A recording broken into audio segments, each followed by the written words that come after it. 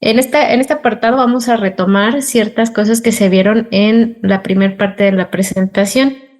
No vamos a ahondar, de alguna manera no vamos a ahondar como si estuviéramos viendo el tema, pero sí vamos a retomar ciertas cosas que son de vital relevancia que hayan quedado claras desde el inicio, como se los había mencionado, como para que podamos ver y tratar de interpretar un electrocardiograma.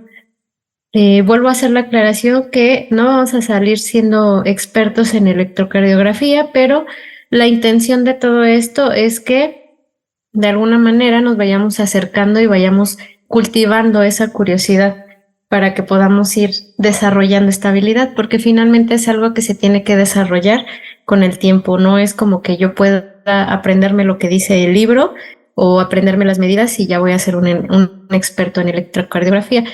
Más adelante podrán ver que independientemente a los tipos de trazos a los que nos vamos a encontrar, tiene mucho que ver desde que esté bien calibrado el electrocardiógrafo, desde que la imagen sea la adecuada, incluso desde que, digamos, todo esté dentro de un mismo parámetro, es decir, que las derivaciones estén en sintonía, por decirlo de alguna manera, no que una derivación, la imagen de una derivación esté más arriba y la otra imagen esté más abajo, porque eso dificultaría bastante esta tarea de tratar de interpretar un electrocardiograma.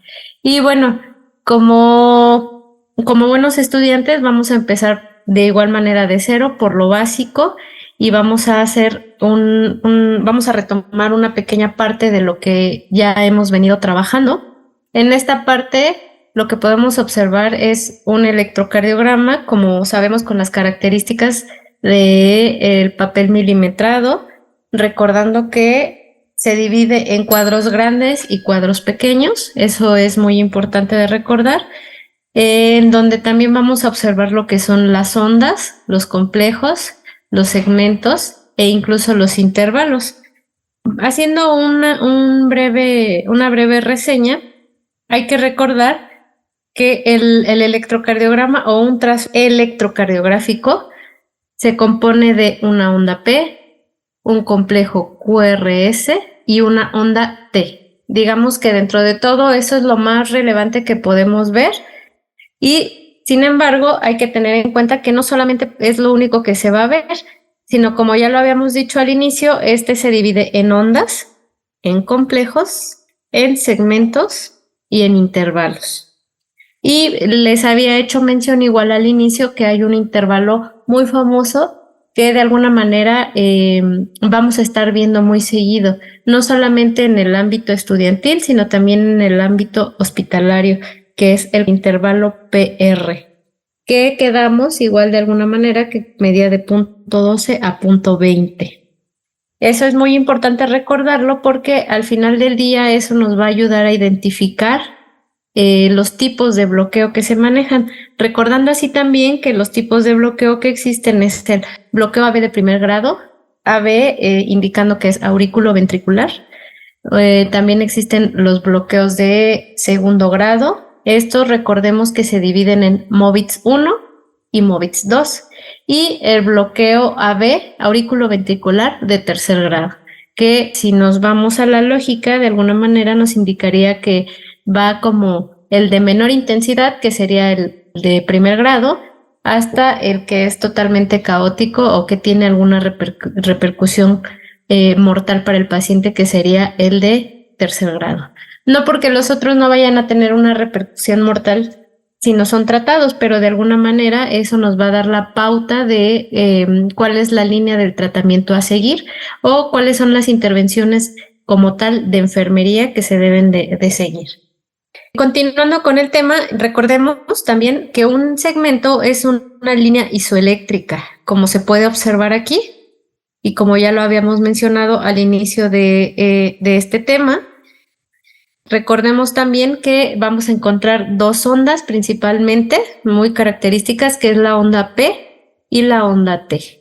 Recordemos que una de las características o una característica principal para poder saber que un electrocardiograma está bien tomado tiene que ver con esta onda, que es la famosa onda P, que al inicio quedamos que tiene que ser chiquita, bonita, redondita y que no debe estar picuda, que no debe estar como orejitas de conejo, sino que debe ser chiquita, bonita y redondita. Siempre llevemos en mente eso. Y recordemos también que la onda P debe de ser positiva en todas las derivaciones, como lo podemos observar aquí, de 1, de 2, de 3, B1, B2, B3, excepto en ABR. Si nos vamos a ABR, podemos observar aquí, en esta parte, que la onda P se invierte. Este comentario que estoy haciendo es clave para poder desde un inicio decir si un electrocardiograma está bien tomado. ¿Por qué? Porque cuando una P aparece positiva en esta derivación específicamente, la mayor parte de las veces está asociada a una translocación de grandes cables. ¿Qué quiere decir esto? Que están mal colocados los electrodos. Eso es en pocas palabras. Están mal colocados los electrodos y pues entonces desde ahí ya estoy perdiendo tiempo valioso, que como les había comentado en alguna parte de la primera ponencia, es tiempo valioso para los pacientes, pero específicamente para el paciente que se está infartando.